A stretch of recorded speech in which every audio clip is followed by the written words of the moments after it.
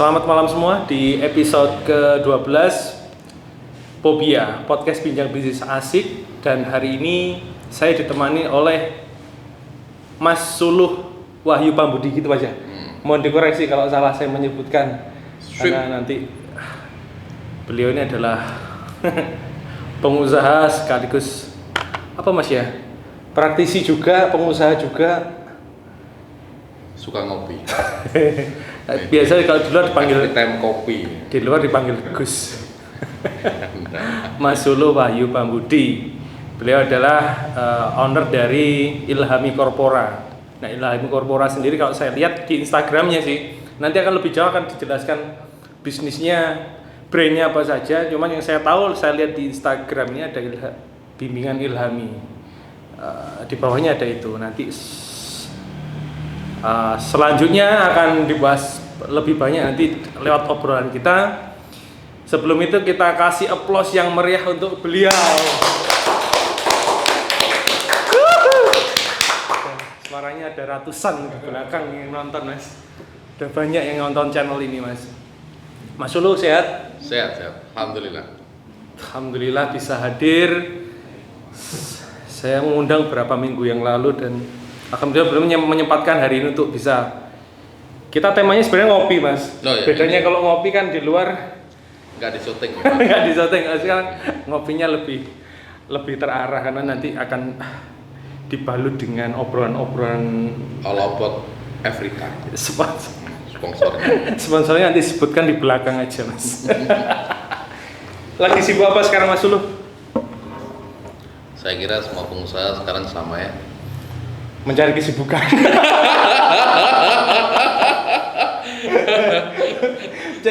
Biar kelihatan sibuk. Apa sekarang yang lagi di ini, Mas? Mengembangkan unit lini bisnis sih, model bisnis. Jadi pandemi ini kan, nah, kita baca di kemarin saya terakhir juga semi podcast ya, YouTube-nya NU itu kan juga ada data bahwa memang dunia pendidikan itu kan masuk kategori yang terpukul paling keras. Iya. Karena hanya akan sisa sekitar 27%. Ya kita insya Allah bagian dari 27% yang bertahan. 27% artinya 27% apa, Mas? Yang akan survive di data itu. Nanti banyak lembaga pendidikan non formal ya, kita ngomong lembaga pendidikan non formal akan tumbang gitu. Karena memang pandemi ini memukul sangat keras pada sektor pendidikan. Cuman memang bagi orang-orang yang punya jiwa entrepreneurship kuat dan kreativitas, ya insya Allah kita bisa melalui inilah. Iya. Ya memang yang paling penting adalah di titik ini kita harus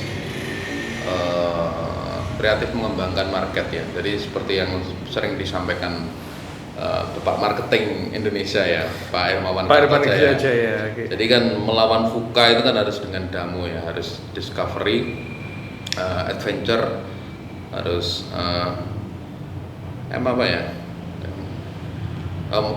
momentum, harus cari momentum dan kemudian outlooknya kayak apa kan begitu. Nah, kita sedang discovery market berbagai model sih, B2B dengan sekolah, B2B dengan beberapa lembaga dan komunitas. Gitu. Itu sih kuncinya, sinergi sih. Jadi kita dalam masa pandemi ini alhamdulillah merubah beberapa model kantor. Jadi kayak Surabaya kita punya 3 kantor, kita jadikan 1 di Pakuwon Center. Oke. Sinergi itu penting. Di Jakarta itu kebetulan ada teman, ada kepentingan dengan Senayan. Nah, kita sinergi, kita juga pengen ekspansi ke Jakarta. Jadi akhirnya kita dimodalin, Mas. Di Equity Tower kita. Nah, kita shifting ke teknologi juga sih, karena mulai Februari Maret sudah pandemi ya. Jadi kita harus shifting ke teknologi. Jadi karena kita ya sebagaimana banyak bisnis yang mengalami penurunan omset. Jadi daripada kita nggak ngapa-ngapain waktu itu tim inti saya, kita bikin tryout gratis mas, online CBT untuk masuk PTN. Itu yang ikut mulai dari Aceh sampai Papua mas. Jadi kita sampai Juni itu free. Free. Jadi kita daripada nggak tahu jalan ya sodako yang banyak lah. Jadi goalsnya dari tryout itu apa mas? Goalsnya? Orang kita kondisinya anak-anak sekolah sekarang itu kan. Tryout itu penting karena ternyata anak-anak itu mereka menganggap masuk PTN itu banyak yang berasumsi menurun ya ujiannya. Ternyata tidak. PTN tahun ini ujian itu tambah sulit soalnya. Karena aku nggak ngerti kampus apa ya mindset dan filosofinya ya. Cuma yang jelas ujiannya tambah sulit banget, bukan terima. Dan itu sulit. Dilakukannya online ya? Online. Datang cuma gantian. Oh. Jadi kemarin kita bikin tryout gratis itu alhamdulillah dari sekian puluh kali itu ada banyak dari siswa-siswi kita yang lolos masuk PTN, dan disitulah akhirnya kita malah dapat banyak ide, banyak rekanan, mungkin karena doa-doa baik dari adik-adik kita yang lolos PTN itu begitu. Jadi bagi kami sih ya harus kreatif di masa ini. Oke. Nah saya melihat malah di kondisi pendidikan yang kacau mas, ya sih. Selama pandemi ini artinya ada, saya nggak tahu, mungkin kalau istilah saya salah mungkin bisa dikoreksi, ada semacam lost generation. Jadinya kan kalau hasil survei kemarin generasi TikTok. TikTok. Iya. Nggak usah jauh-jauh ya. Saya dari anak saya sendiri ada habit yang luar biasa. Kegiatan mengajar juga akhirnya dengan online itu juga nggak sepenuhnya efektif juga menurut saya. Toh juga yang akhirnya yang pusing orang tua. Iya kan? Akhirnya yang stres juga. Ini kondisi seperti ini, orang tua ini sudah stres, udah ditambahin lagi pekerjaan di rumah, tambahin kayak gitu ngerjain soal dan lain sebagainya. Anak juga ya ada habit yang berubah yang sekarang. Makanya dalam situasi yang chaos ini memang sebenarnya ada banyak prinsip yang saling bertumbukan ya. Ya kita memang harus cari titik tengahnya ya. Artinya gini, keberanian kita untuk melakukan sesuatu harus diimbangi dengan kepahaman kita dengan situasi. Artinya pandemi ini kalau dianggap terlalu takut juga malah imunitas turun kan begitu. Terlalu berani jarang cuci tangan juga bahaya kan. Jadi artinya saya sebenarnya melihat sepak bola di Eropa ya. Sepak bola di Eropa itu mas, aku belum ketemu datanya. Ini kan sudah jalan nih, udah setengah musim ya, seperempat musim lah ya. Yang kena COVID meninggal itu hampir nggak ada loh itu pemain bola. Artinya memang penanganan kuncinya kan. Jadi penanganan dan imunitas dan ketahanan tubuh ya. Itu kayak kemarin pertandingan yang terakhir Ceko kalau nggak salah, kaptennya itu tanding setengah pertandingan dikeluarkan karena ternyata hasilnya keluar di menit 45 kalau nggak salah itu diganti, dia kena COVID, dia positif COVID. Tapi ternyata di tim itu setelah keluar dites semuanya nggak ada yang kena. Iya. Jadi pas pertandingan mulai orang-orang ngelihat semua nih, wih kalau ini semprot balik. So. Jadi menurut saya sih negara harus ngambil tengah-tengah, pemerintah harus ngambil tengah-tengah. Kalau dibiarin online terus juga nggak mampu, karena online itu kan hanya bisa deliver knowledge-nya toh ya. Jadi kalau untuk value-nya kan nggak bisa, internalisasi nilai, kedisiplinan, iman dan takwa. Ya iman dan takwa misalkan diman yes. Itu ada sholat duha bersama, itu kan masa online kita sholat duha bersama. Tapi sejauh ini saya melihat pemerintah sudah memberikan ini nggak sih mas, stimulus atau mungkin regulasi yang efektif dengan kondisi sekarang, atau jangan Mas Solo bilang kan harus di tengah-tengah. Jangan-jangan nggak di tengah-tengah gitu. Saya menanggapi sebagai entrepreneur ya. Kita ini UMKM ya, UMKM. Nah, menurut kami sih karena ini memang kondisi yang belum pernah terjadi di pemerintahan sebelumnya ya. Bingung bisa sih. Ya, jadi mereka semua memang ragu. Mereka semua ragu. Jadi akhirnya memang keputusan-keputusan itu memang harus diambil oleh kita. Jadi ya dengan pertimbangan-pertimbangan dan rasio-rasio logika. Jadi tanpa menyinggung siapapun, misalkan beberapa teman LKP itu kan kita pernah habis hari raya, Mas. Ini off the record, true story. Nah kira off the record nanti lihat. Habis hari raya itu kita LKP, nama perkumpulan kita itu sebuah kursusan di Malang itu namanya Lembaga Kursus Pendidikan LKP. Ada berapa? Pokoknya di Malang ada 100 lebih, Mas. Yang termasuk brand-brand gede juga. Gede dan kecil macam-macam. Kita di tengah ya, karena cabang kita 26 ya, jadi tengah lah kita. Kalau sama brand-brand yang lebih gede kan masih kalah. Tapi dengan yang hanya punya satu kantor kan ya, kita tengah-tengah. Itu waktu itu ada beberapa teman senior yang nangis di forum halal bihalal itu online itu. Mereka kesulitan ya, kita semua mengalami kesulitan cash flow. Kemudian tanya ke dinas, kita boleh buka nggak Bu? Itu jawabnya orang dinas sendiri ragu-ragu. Karena teman-teman LKP bilang kita punya duit Ibu, kita minta duit ke dinas boleh nggak?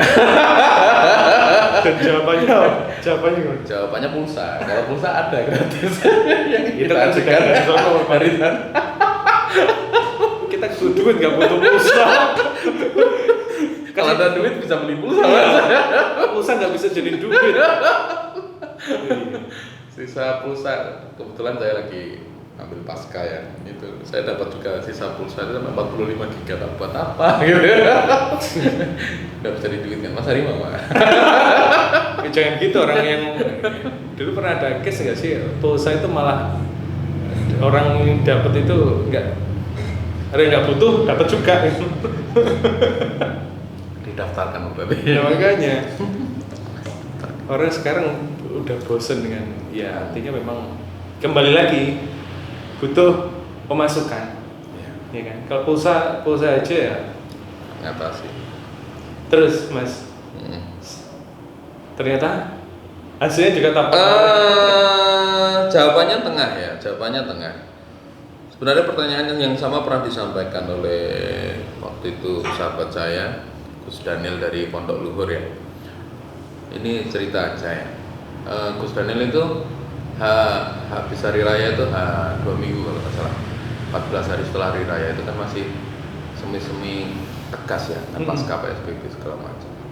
Nah tapi ternyata di luar itu mahasiswanya, santri-santrinya beliau kan mahasiswa Brawijaya, UIN, UM, Wisma, Unmul sudah pada datang. Katanya mereka di rumah itu sumpah, jadi mending ngaji aja Mas. Nah akhirnya Gus Daniel juga bingung, padahal kan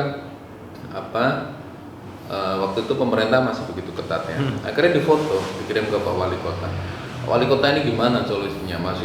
Santri saya sudah datang, masa mau saya tolak? Udah bosan di rumah. Jawabannya Pak Wali Kota, jawabannya tengah banget, tengah sama ngambangan tipis ya. Jawabannya Pak Wali Kota, tunggu tinungo mawon Gus. Jadi artinya memang nggak mungkin pendidikan. Salah satu virus itu bisa selesai oleh doa itu. Ya. Dengan dinonga itu. Jadi memang nggak bisa pendidikan digantikan online murni, nggak bisa. Membantu ya, itu hanya tools kan. Memang tetap proses tatap muka itu penting. Kita kembali setelah pesan-pesan berikut, tetap di Pobia Podcast Bincang Bisnis Asik. Sebelum ngobrol lagi Mas, kita minum dulu Mas. Oh iya, kopiku habis ini, karena nggak juga. Boxernya Every time-nya kopinya duluan habis. Hah? Iya, belum. Nah Mas, ini ngobrol-ngobrol tadi langsung ngobrol serius. bisa dikasih ilustrasi lah Mas, Ilhami dulu tuh sejarahnya kayak apa sih Mas? Jenengan bikin itu awalnya sejarahnya kayak apa sampai dengan sekarang progresnya kayak gimana? Swimming. Ilhami. Iya, tapi kan swimming. Nice. Nanti kalau swimming saya cerita di luar. Ilhami kita dirikan di tahun 2006 ya. 2006 dulu di Bojonegoro sebenarnya dirinya. Jadi asli saya Bojonegoro. Dulu sambil kerja di staf ahli DPR sama dosen di beberapa kampus swasta di sana. Ya. Kalau di desa itu kan pekerja banyak itu kan dianggap keren gitu. Dan memang keren Mas. Nggak keren ternyata, kantor saya tetap satu. Ilhami tetap satu, nggak nambah-nambah. Jadi di mata orang itu staf ahli DPR, dosen, WP, kalau keren banget. Faktanya Kantornya tidak. kirain kantornya banyak ya, ternyata tetap satu. Faktanya tidak. Ternyata itu membuat kita nggak fokus. Bisnis itu butuh fokus. Akhirnya 2012 saya kembali ke Malang karena dulu lama kuliah di Malang kan. Di mana dulu Mas? Sebelah. Lama kuliah di Malang, jadi 2012 balik Malang, mulai dari segmen low market di Candi Panggung. Candi Panggung 2012 sampai 2015 itu masih satu, jadi hanya punya 2 kantor, satu Bojonegoro, satu Malang. Baru 2015 banyak orang nawari umroh Mas waktu itu, nggak punya duit tapi umroh. Tapi malah di sana ditawari ruko teman-teman yang bangkrut itu ya waktu itu mulai hobi startup kopi ya kayak sekarang kan juga banyak teman yang bangkrut jualan kopi, semua orang jualan kopi sekarang. Sekarang seorang jual susah nyari orang beli pulsa susah, jual kopi banyak. Itu di Galunggung. Kemudian habis itu mulai banyak yang nawari, termasuk kita pernah berkantor di Balai Kota Batu. Kita nyoba model bisnis kerjasama dengan BUMD di Balai Kota Batu. Kemudian di Jalan Tangerang itu teman lagi renov rumah nggak selesai, macam-macam lah. Tadi yang nawari macam-macam. Blitar, kalau di Blitar itu lucu, teman punya banyak ruko, bingung mau dipakai apa rukonya gitu. Macam-macam. Jadi yang tantangan paling berat ya membangun sistem ya, tetap membangun sistem, quality, sustainability, itu challenge paling berat. Oke. Itu Ilhami ya, cara Ilhami ya. Gitu. Jadi di awal outlet pertama di mana Mas? Itu di Malang ya? Di Bojonegoro. Di Bojonegoro. Alhamdulillah sekarang yang Bojonegoro udah permanen kita. Udah permanen. Udah bagus. Malang insyaallah tahun depan. Mulai 2015 Mas ya? Permanen 2015. Iya, artinya Ilhami sendiri start dari 2015. 2006 malah. 2006. Wah, dari 2006 sampai dengan sekarang 2020 kan pasti banyak proses artinya Mas. Iya. Proses. Sampai dengan sekarang sudah menjadi berapa outlet, berapa titik sekarang 26. 26 itu kan artinya kalau saya lihat ini kan brand-brand gede, brand besar itu kan udah banyak banget Mas. Yang ada yang logonya biru itu kan dulu sangat familiar banget tuh. Terus sekarang ada logonya gajah itu kan juga sangat familiar. Artinya kan Ilhami ini diantara brand-brand besar nih susah sih Mas. Sampai dengan sebenarnya enggak. Yang susah itu sebenarnya bukan berhadapan-hadapan dengan berbagai brand itu ya. Yang susah itu kita konsisten. itu. Jadi quality control, kemudian develop SDM secara terus-menerus, membangun relationship, partnership. Apalagi pandemi ini challenge-nya luar biasa kan di membangun trust ya. Itu yang sebenarnya challenge paling berat bagi kami sebenarnya sebagai entrepreneur. Tantangan paling berat tetap sebenarnya diri kita sendiri, bagaimana kita tetap konsisten untuk menjaga quality kita. Alhamdulillah ini besok saya ke Madiun. Besok itu ada 2 undangan 3 undangan yang meminta kita untuk membuka outlet, satu di Sampang, satu di Madiun, satu di Kediri. Jadi sebenarnya potensinya luar biasa dan orang sudah melihat bahwa pasca Desember ini Sudah bisnis kembali bimbel akan sehat lagi begitu. Apalagi kita menawarkan dengan berbagai model. Emang sekarang bukannya sekarang sudah mulai ini Mas? Bimbel kayak sudah mulai bergeliat ya? Menggeliat cuma ya belum normal. Artinya lokasi ya Mas, lokasi-lokasi yang khusus sudah mulai sehat ya. Dekat rumah Mas Hari itu Pak Jaya itu sudah ya 70%, sudah 70%. Araya sudah ya 60%, 70%. Dan infonya walaupun sudah dibuka ternyata responnya beda juga ya Mas ya? Beda macam. Beda lokasi, beda treatmentnya ya. Beda lokasi. Ada yang lokasi tertentu dia udah nggak peduli nih kayaknya. Wis gak apa-apa sih, penting gak nek omah dikasih. Les wis. Ada yang masih worry kan orang. Worry. Ya wis lah daripada ini yang privat aja lagi gitu ya. Iya. Nah, ada yang model bisnis kita yang baru sekarang kan untuk SBMPTN itu kita ada program langsung ke sekolah-sekolah ya dengan harga yang sangat terjangkau. Tadi kita tagline Ilham itu kan caring, helping, and inspiring ya. Jadi kita caring dengan situasi sekarang. Kemarin kita sebulan yang lalu kita presentasi di Man Kota Batu. Itu kita sudah berjalan program untuk masuk SBMPTN. Untuk masuk PTN itu kita harganya sangat terjangkau. 1/8 dari harga bimbel lain dengan teknologi yang insya Allah setara dengan bimbel lain. Jadi kita kebetulan sekarang kita punya community office di Equity Tower lantai 49 di Jakarta, Sudirman ya, CBD.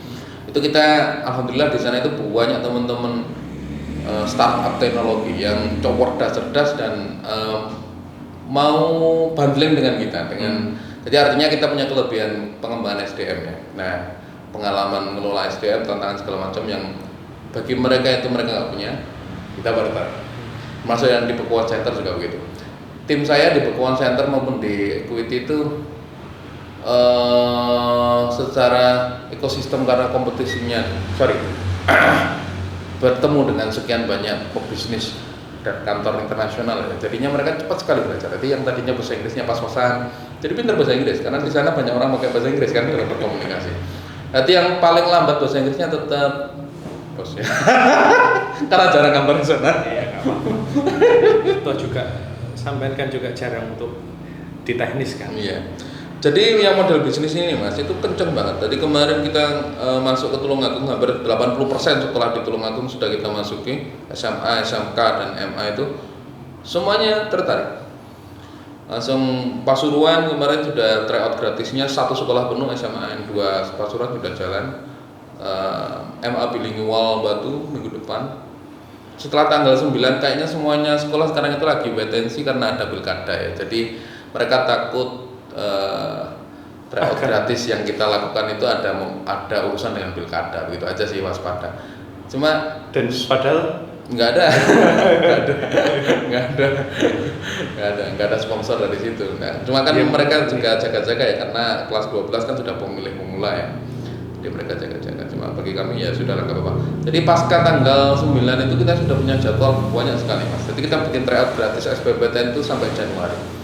Itu rencana kita se-Indonesia. Jadi kita sudah shifting server itu 3 lapis. Nah ini informasi juga teman buat yang lihat ya. Masuk PTN. Ini sekarang bisa diinfokan ya. Ini ada tryout gratis dari Ilham.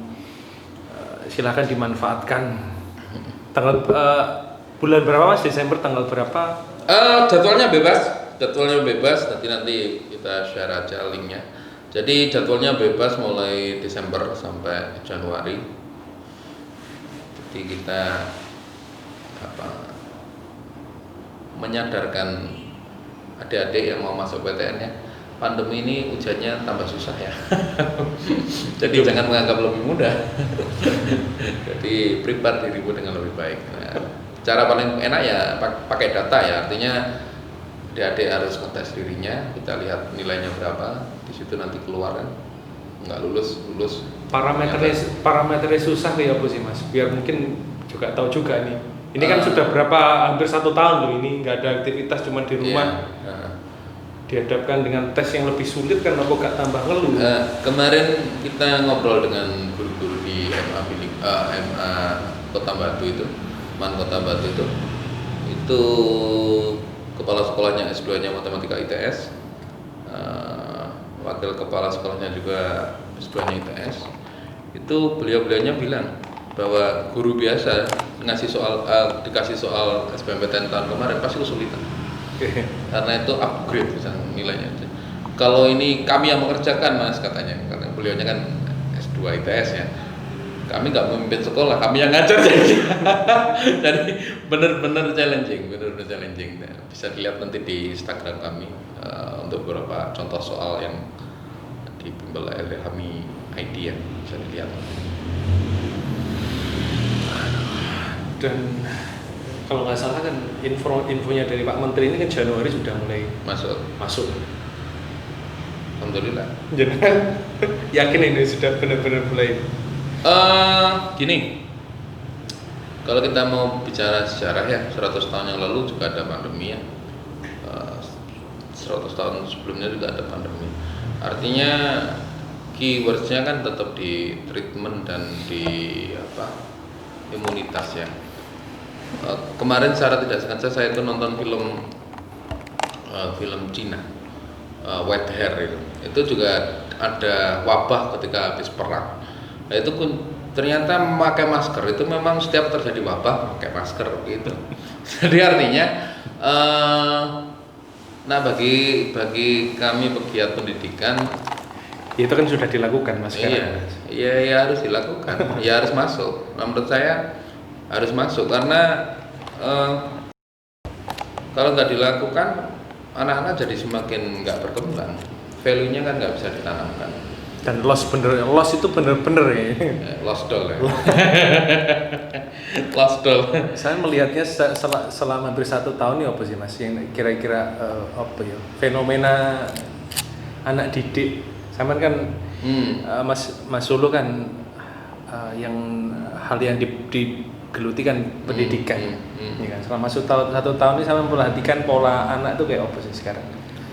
Iya, yang paling berbahaya kan di pola kebiasaan ya. Ya ini dikeluhkan banyak orang. Kemarin SMA Singosari. Jadi saya kemarin sengaja untuk beberapa sekolah itu saya ikut mengawal tim saya ke sekolah-sekolah. SMA Singosari ini kan sudah mulai uji coba masuk. Guru-gurunya karena memang siap apa dipaksakan untuk siap? Uji coba dites itu mereka sambatnya luar biasa. Sambat apa bahasa Indonesianya? mengeluh. Jadi kalau dulu kondisi normal itu kan jam 7 masuk ya, jam 7 kurang 5, jam 7 kurang 15 sudah masuk ya. Ini jam 7 masuk, jam 8 baru datang. Langsung jam 9 biasanya istirahat pertama itu sudah rapi pada ngambil air wudhu untuk sholat duha. Sekarang jam 9 masih ngobrol sama temennya, kangen kan, lama gak ketemu, gimana kehidupanmu selama 4 bulan. Hello. Jadi artinya siap nggak siap ya harus diuji coba. Sampai kapan kita begini kan begitu? Vaksin apakah menanggulangi semua juga kita belum menjamin juga. Kita belum kan begitu. Tapi apakah semua orang mati karena virus ini juga tidak? Ya itu tadi saya kasih contoh misalkan pemain sepak bola di Eropa, Cristiano Ronaldo kena COVID dan fine saja sekarang sudah main, kemarin ngegolkan. Artinya kan treatment, ada makanan, ada obat, ada perawatan, ada imunitas yang harus dikejar itu. Tapi saya setuju logikanya memang harus ada agak sedikit dibalik. Jadi kalau ada yang flu, ada yang agak hangat badannya, mending nggak usah masuk lah, karena resiko. Nah, menurut kami memang Januari harus masuk sekolah. Kalau enggak, ya anak-anak semakin tertinggal. Ya, saya kasih ambil contoh ini anak saya. Anak saya itu dapat rapot kemarin waktu UTS. Istri saya itu mau marah. Dilihat itu nilainya B, C, hanya dikit sekali. Istri saya mau marah.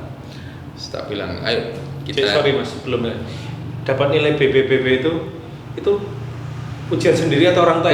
UTS enggak. UTS Kebetulan anak saya kan mondok ya di Oh, Singosari. iya.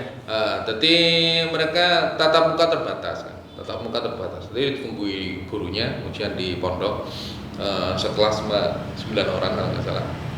Dibatasi karena harus jaga jarak segala macam. Ujian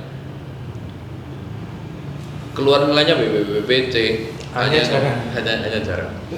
Istri saya mau marah, saya bilangin temui dulu anaknya, ajak ke sana. Nah, ada poin di penilaian itu yang kita nggak kelupa lihat, yaitu ternyata anakku baca dia ranking 1 dia ranking 1 dengan nilai yang begitu. Berarti sing liyane koyo dia ranking 1 gak jadi marah ibunya. amazing. Saya tanya ke wakil kepala sekolahnya, iya Pak, ini untuk UTS kita memang harus memberi real nilai supaya orang Jadi tua menurunkan sadar. standar. Betul. Yang terjadi akan memang ketika real nilainya anak itu turun semua. Real itu fakta. Nah, kemudian kita kan iseng, anak kita ikutkan olimpiade kemarin.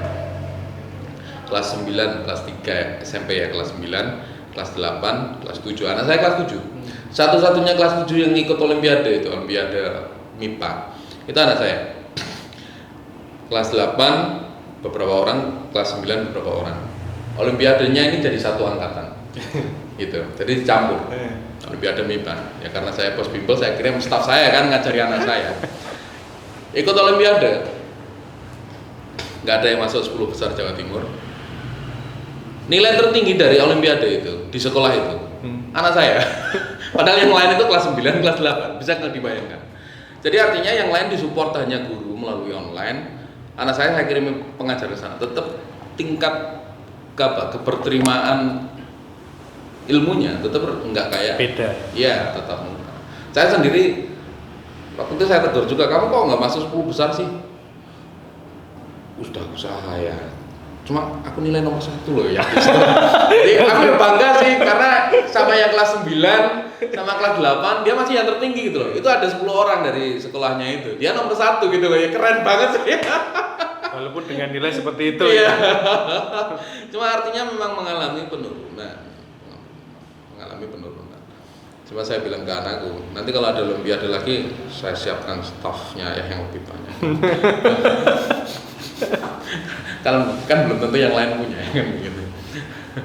Malah penurunan standar. Iya. Bahaya nggak sih Mas? Atau ini hanya sesaat karena kondisi seperti ini? Kan perdebatannya beliau-beliau yang di atas itu kan selalu dua ya. Satu safety, dua tentang pendidikan. Tapi kemudian kan hari ini tadi saya ke Pandaan misalkan, itu tempat wisata sudah begitu ramai. Iya, Pandaan. Udah mulai lah, Batu sudah mulai bergeliat udah. Jadi artinya kalau tempat wisata dibuka, pendidikan tidak dibuka, nah bagi saya nggak fair juga. Karena pendidikan sebenarnya malah bisa dikendalikan kan. Iya, masuk akal. Karena sekarang inilah anak TK baris, suruh baris, pasar gadang, pedagang, suruh baris cuci tangan, wangel. Suruh baris loh itu. Lah faktanya di pasar gadang yang meninggal karena COVID juga nggak banyak kan. Ada Nggak yang banyak meninggal, karena emang nggak ada tahu.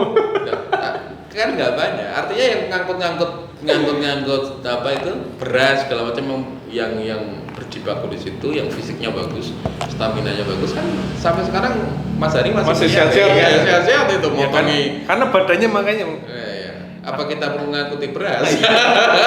kan tetap sehat. Ya benar, memang karena imunitas diri, kondisi fisik juga pengaruh juga sih. Jadi agak nggak matchingnya memang hari tahun ini bagi saya sih agak sedikit nggak matching ya, maksudnya standarnya dinaikkan dengan adanya kita harus mengikuti standar internasional PISA istilahnya. Jadi itu standar internasional student. Nah, tapi di satu sisi kondisi sekolah kayak seperti itu. Nah, tahun ini dipaksakan adanya asesmen. Asesmen itu sistem yang berbeda dengan sebelumnya. Nah, di titik itu, di titik itulah apa ya? Saya belum belum melihat tingkat kemasifan untuk penanaman itu sih di sekolah. Makanya kita juga untuk orang-orang tua siswa itu kalau les ke kita tanya pinginnya apa. Kebanyakan sih mintanya sederhana Mas Hari, ngerjakan PR. Itu satu. Ada yang kedua Mas, titip. Tadi lesnya jam 2. Saya yakin sebenarnya poin kedua sebenarnya. Lesnya jam 2, jam 12 sudah dititipin di kantor ya kan. Jam 4 sudah selesai, harusnya jam 6 baru diambil. Ini kantor saya di Gria Santai itu paling banyak gitu. Mungkin bisa ditambahin Mas. Fasilitasnya juga penitipan anak. Penitipan anak. Ada casnya per jam. Mari Bu. Nah iya memang ya gimana, memang kondisinya seperti itu. Di rumah juga semakin dengan aktivitas mereka di rumah aja kan, mau nggak mau apa sih kegiatan gadget dan lain sebagainya kan. Betul. Makanya di satu sisi kita ngomong kebijakan ya. Pondok pesantren itu beberapa banyak sih yang sudah jalan. Anak saya termasuk yang pondok udah mulai aktif Mas ya? Ya, udah lama, udah. Anak saya itu udah 4 bulan mondok dan fine.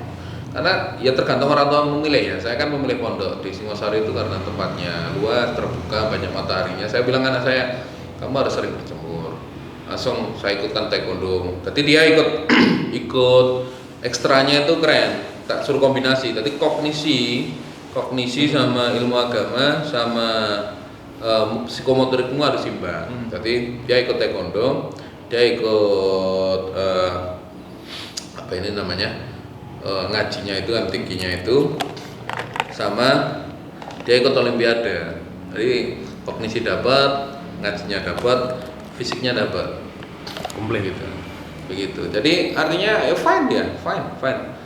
Pernah 2 bulan, setelah 2 bulan sakit bukan karena dia sakit apa-apa, kangen pulang. di rumah 3 hari, makan, tidur, main, sehat sudah berangkat lagi. Mas, aku ngeliat kan juga gini, fenomena sekarang itu kan orang karena masih takut ya. Saya yakin masih banyak orang sebagian takut. Ada startup nih, tahu kan? Startup yang intinya nggak harus tatap muka kok. Sekarang dia bisa mengakses, dan itu kayak sekarang lagi booming banget. Malah kemarin diikutkan dalam staf khusus kepresidenan juga kan. Walaupun dia sudah out nih. Iya kan? Nah, warnanya kayak gini gitu. Ya, startup itu ya sekarang lagi booming banget. Iya kan? Nah, apa nggak menjadi ancaman Mas kalau untuk yang bimbel yang sekarang masih seperti yang Ilhami lakukan, tatap muka, itu akan menjadi sesuatu yang bang lihat kayak gitu? Enggak sih. Nah bagi saya gini sih, market share ya. Kita ngomong bisnis dengan pebisnis, sahabat-sahabat di sini semuanya pebisnis. Kita ngomong market share. Setiap brand memiliki uniqueness ya, memiliki keunikan masing-masing. Kalau nggak punya uniqueness ya hilang pasti kan begitu. Jadi dengan perubahan-perubahan itu kan kepastian ya. Jadi kemarin waktu startup itu promo gencar, saya cuma bilang gini ke istri sih. Promonya gila-gilaan. Waktu itu saya bilang ke istri begini, kalau itu emosional, ya kita lihat setahun 2 tahun lagi dia masih bisa muter enggak? Kalau masih eksis apa enggak ya?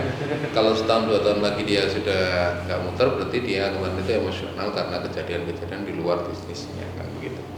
Jadi artinya semua brand akan tetap memiliki segmennya sendiri begitu. Nah kami sangat memegang filosofinya Pak Hermawan Cina untuk urusan channel marketing ya sama service. Jadi omni channel itu bagi kami gak bisa tergantikan. Jadi virtual, digital itu memang indah, cuma reality is more kan begitu. Jadi tetap guys, kayak ngobrol begini misalkan kita pakai Zoom kan bisa nih Mas ya. Tapi kan ya gak asik juga ya kan. Feelnya nggak dapet. Kopinya juga nggak dapet kan. Nggak dapet ya. Nah makanya katanya Pak Hermawan intimasinya. Rasa-rasa juga kan. Iya betul. Gibahnya nggak dapet. Nah makanya beliaunya bilang intimasinya nggak dapet. Tapi intim, kedekatan. bisa sharing, bisa melihat ekspresi. Ini aja kita nggak melakukan pakai masker kan nggak bisa lihat muka kita nanti kan ya. Walaupun kita kan harus jaga jarak ya. Karena kuncinya adalah yakin. Tapi kalau misalkan itu malah menjadi solusi, Mas, artinya orang sudah sekarang dipaksakan untuk orang melek digital, Betul. melek digital. Nah, kemudian kalau akhirnya tantangannya peluangnya adalah itu akan menjadi sesuatu yang bisa diterima oleh masyarakat, brand startup tadi, ya kan? Artinya itu akan menjadi solusi dari problem yang ada sekarang, Mas. Ya, Walaupun itu akan istilahnya mengalami kompetisi atau ini proses ya. Bagi saya simpel sih, nggak bedanya di food and beverage ya. Kita mengenal banyak teman-teman kita di HIPMI. Halo sahabat-sahabat HIPMI. Punya brand-brand baru macam-macam keren-keren. Tapi di satu sisi di depannya Pasar Dinoyo itu ada warung rawon yang legendaris dan setiap pagi juga ramai banget gitu loh. Dan itu nggak geser. Artinya modal tradisional ketika kualitinya terjamin, orang berdatang. Kita kalau ke Batu, jenengan kalau ke warung Sedik itu kan modal warung tradisional itu. Orang mau berbagai ras di situ ada. Pagi hari ada yang olahraga, ada apa, makanya di situ semua kan gitu. Artinya kembali lagi itu kan channel ketemu darat ya, ketemu daratnya. Jadi artinya pasti akan ada orang yang menginginkan experience belajar yang berbeda gitu. Itu kenapa kita malah sekarang yang kita kuati itu kita datang ke sekolah-sekolah, kita B2B dengan sekolah-sekolah. Jadi pasca nanti sekolah dibuka, sebagian sudah dibuka. Itu kita melayani sekolah-sekolah ini sementara sampai Desember sampai se-Jawa Timur kita layani. Kita targetnya dengan kita membuka kantor di Jakarta per Januari kita sudah nasional. Itu juga mungkin salah satu misi dari brandingnya Ilhami juga sebenarnya. Iya. Artinya kan Ilhami ini kan sudah menuju go nasional. Menuju go nasional. Sekarang walaupun fokusnya sekarang masih di Jawa Timur, kan pasti ada target untuk ke sana, Mas. Iya, makanya Jakarta mulai bulan ini kita sudah mulai jalan di Equity Tower. Sudah mulai jalan di SCBD. Itu apa Mas kantor sendiri atau kayak co-working space atau gimana? Kantor yang dibiayai teman itu. Jadi alhamdulillah di masa lalu ada amal soleh yang saya lakukan ya kan. Kita ini kan amal soleh itu nggak boleh Mas disebutkan. Bukannya gitu Mas. Iya. Ya bagi teman-teman itu amal soleh. Jadi bukan amal maksudnya. Nggak apa-apa. Kalau niatnya ngajak orang lain melakukan itu boleh. Oh iya. Yang nggak boleh itu nggak beramal. Gitu. Jadi beramal diam-diam boleh. Beramal disebutkan supaya orang lain mengikuti. Tujuannya memotivasi. Iya. Tidak beramal dan diam-diam itu yang nggak boleh Mas. Gitu loh Mas. Iya. Nah kebetulan di masa lalu itu banyak adik-adik yang pernah belajar di saya lah untuk bisnis, untuk leadership, untuk ngambil keputusan. Itu sekarang lagi bekerja di lingkar kekuasaan kan. Ada yang di staf khusus menteri, ada yang jadi penasihat menteri. Masih muda jadi penasihat menteri, coba bayangkan. Padahal dulu sekarang kan memang muda-muda Mas. Staf khusus presiden. Iya. Staf khusus milenial itu juga ada yang adik saya alumni Jerman ya. Itu kemarin ada program yang dijalankan dengan beberapa komunitas di sini, Average Community termasuk. Nah, makanya kita akhirnya sinergi gitu. Optimis banget karena ternyata di lingkar kekuasaan. Punya banyak sahabat, punya banyak teman. Iya. Dan lintas partai. Penting untuk berjejaring. Makanya penting sekali berjejaring dan bersahabat dan ikut banyak istighosah Mas Ari. Iya. Jadi Pak Wali Kota kan sering juga bikin istighosah itu ya. Jadi saya tadi kan sudah menyampaikan tadi dari Wali Kota saya menegaskan bahwa omni channel itu penting. Jadi ada online, ada offline, ada tatap muka yang membangun intimasi, ada virtual yang itu mempertemukan. Nah kadang teman-teman startup itu lebih mengandalkan hanya di digitalisasinya, kenceng banget di situ, akhirnya fondasinya kurang. Ilhami ketika pandemi kita bikin tryout gratis online mas se-Indonesia, kita shifting teknologi, kita lapis 3 servernya sekarang. Jadi kemarin banyak sekolah yang tanya ke kita, ini semua siswa diikutkan boleh? Mereka langsung wow gitu, amazed. Gak yakin karena berapa sekolah dalam satu hari, bisa 5, bisa 10, mereka heran gitu. Berarti sehari bisa berapa? Bisa 1.000, bisa 10.000 kita. Dan non budget juga. Kita sudah nyicil ya, budgetnya nyicil kan, dari kemarin kita sudah uji coba ya, jadi di tim kita itu sekarang kita bikin dua lini ya, ada eksplorasi sama optimalisasi. Itu yang model lama itu kita namanya tim optimalisasi, dipimpin oleh Kak Yong, wakil direktur. Jadi di bawah saya itu ada direktur operasional namanya Kak Suaida, dia memimpin 2 lini di bawahnya, lini wakil direktur eksplorasi sama wakil direktur optimalisasi. Optimalisasi itu model bisnis kita yang lama, yang kemarin maksudnya, dan itu survive dan bagus di beberapa lokasi ya. Jadi itu tetap kita pertahankan, tetap kita kembangkan sambil kita kasih sentuhan-sentuhan teknologi sedikit. Nah, di satu sisi ada tim eksplorasi dipimpin Kak Nur Mastia. Itu kita memang shifting betul teknologi plus B2B tadi, B2B, business to business dengan sekolah-sekolah itu. Nah, banyak sekolah juga bingung, banyak yang tanya sih ke kita, itu karena kebanyakan ini kita berdasar di realitas di lapangannya. Kebanyakan sekolah itu malah nggak mau kalau pembelajarannya untuk SBMPTN itu online. Bukan nggak mau, mungkin lebihnya nggak siap. Nggak mau. Siswa sudah menolak. Jadi kita presentasi itu kemarin dengan di depan WAC semua di Batu itu perwakilan kelas orang tua kelas 12. Itu mereka bilang kalau ini pembelajarannya online kita nggak mau, karena anak kami pasti nggak akan bisa, pasti nggak lulus PTN. Okay. Jadi sudah begitu, karena mereka sudah gelisah ini, orang tua itu sudah gelisah, panik sebenarnya sudah. SBMPTN itu 6 bulan lagi. Dan mereka nggak sekolah ini hitungannya kan, maksudnya sekolah online yang sangat terbatas. Jadi mereka bilang kalau les harus tatap muka, walaupun prosedur protokol harus diketati, oke, kami laksanakan. Jadi kita ke lapangan mas, itu hampir semuanya begitu. Jadi orang tua memintanya harus tatap muka. Dan sekolah-sekolah itu agak amazing dengan kita lagi itu adalah kita punya chain supply mas. Di Jawa Timur mas, di setiap kota kita punya pegawai mas. Jadi kita sudah ready dengan itu. Dan supply pegawai kita se-Jawa Timur sudah ready. Hitungan kita Januari Jakarta sudah ready semua. Kita baru punya beberapa pegawai sekarang. Jadi kita kombinasi antara digital sama tradisional. Jadi duanya harus kita mixkan.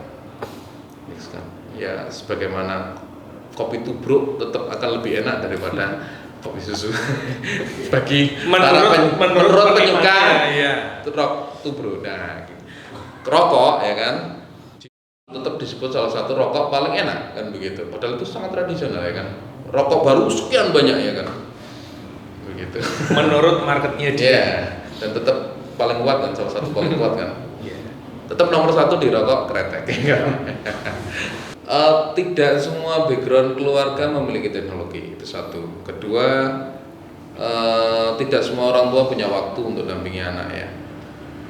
Kita itu punya order privat itu mendampingi siswa belajar mulai jam 8 pagi sampai jam 12 mas. Itu ada yang begitu karena memang orang tuanya nggak bisa dampingi. Jadi artinya kalau media saya pikir jurusannya ya, kayak misalkan jurusannya teknik mesin gitu.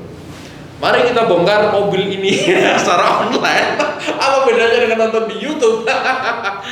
Nah, padahal di situ ada banyak teknis yang harus disampaikan oleh dosen atau pengajar SMK misalnya. Kalau mungkin jurusannya IT is okay lah, karena mereka sudah bergelut dengan itu. Jurusannya misalkan biologi, bedah kodok misalkan. Tinggal jurusan sebenarnya. Kalau online ya. Padahal kemudian dokter misalkan dokter bedah ya. Saya kebetulan punya pengajar edukator dulu mulai saya baru kantor 1 di Malang. Sekarang ambil spesialis penyakit dalam. Itu dia bilang kalau online gimana coba? Bedah itu yang berat itu bukan belajar kognisinya, tapi experience Anda untuk mengiris daging manusia itu banyak tangan yang gemetar. Dan itu latihannya susah banget. Lah itu nggak bisa di online kan pengalamannya. Kalau di online kan takutnya ngiris yang lain.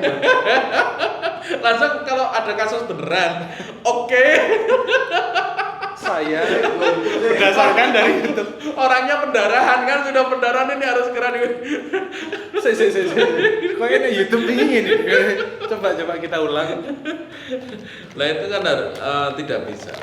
Jadi secara kognisinya, keilmuannya mungkin bisa di deliver begitu saja, tapi secara experience-nya kan nggak bisa begitu. Tantangan di experience, nilai yang ditanam, kedisiplinan, attitude itu yang berat, yang tidak bisa digantikan dengan online gitu, nilai-nilai. Dan sekarang tuh tak lihat apa istilahnya, pengajar itu banyak memberikan toleransi nilai nggak sih mas sebenarnya mas? Kalau ini kalau lihat ini kan nilai angka, kalau ini ya. Kalau tadi yang tersampaikan nilai value. Iya, nilai angka. Ini saya ngomong nilai angka nih. Nilai angka. Dengan kondisi pengajar juga bingung juga menyikapi seperti ini kan. Anak didik juga bingung juga. Artinya akan banyak toleransi dari pihak pengajar untuk anak didik. Gimana caranya nilai ini di luar nilai yang mas sebut ini nilai angka nih saya ngomong. Akan banyak toleransi untuk angka-angka yang biar ini oke lah kita. Nah, untuk makanya itu saya tadi bilang. Nah, untuk yang sekolah yang belum kelas 12 sih, kalau kita dulu kelas 3 SMA nggak masalah. Karena urusannya dengan sekolah. Kan sekarang asesmennya semi mandiri kan sekolah. Nah, yang pusing itu orang tua yang anaknya kelas 12. Karena tarungnya dengan SBMPTN, masuk PTN, itu nilai murni ujian. Standarnya memang standar. Standarnya di atasnya standar sekolah. Begitu, standarnya masuk PTN. Ya yang bagi teman-teman yang nggak pengen masuk ke situ, pengen masuk ke swasta, ya aman aja, nggak ada masalah. Tapi yang pengen masuk PTN itu serius challenge itu, serius masalah serius. Tapi dan walaupun di swasta pun juga kualitasnya juga yang bagus sekarang banyak juga sih. Ada tesnya kan, ya artinya kan fisika tetap harus dituntut sekian kemampuannya, kimianya harus sekian. Rektor Brawijaya itu sudah menegaskan, anak mau masuk ke kedokteran Brawijaya bawa duit berapapun, kalau biologinya di bawah standar kita dan kimianya di bawah standar kita, ditolak. Sosialis? Serius? Beneran. Dan itu fakta. Jadi artinya bagaimana? Bukan yang penting duit berapa ya? Ada. karena apa? Saya pernah ngetes. Prof, ini ada temen siap dengan berapa Prof? Tesan saya minimal ada standarnya. Nah, baru kalau yang kita ngomong jalur mandiri. Baru kalau nilainya standar itu standar minimalnya tercapai, baru dikompetisikan. Kalau ngomong jalur mandiri, ya kita ngomong bahwa itu kelas eksklusif kan begitu. Kalau jalur SBMPTN, saya punya staff. Nah, ini based on true story. Saya pernah punya pengajar, Aniseka Sukmadadari namanya. Itu IP-nya kuliah di kedokteran Brawijaya. IP-nya 3,96 Mas. 3,9. Ya, itu SPP-nya tahu berapa? 500.000 sebulan, satu semester. Itu tahun berapa? 2000? Enggak, baru 3 tahun yang lalu. Karena memang sangat berprestasi. Dan saya sedikit meluruskan juga ya, pengen meluruskan dikit. Prestasi itu penting sekali bagi yang pengen masuk PTN. Anda kalau prestasinya sangat bagus, Anda bahkan bisa surplus kok. Saya punya anak buah anak didik lah. Anjas misalkan, Kemarin dia bikin aplikasi untuk teman-teman yang difabel. Diundang sampai Gedung Putih.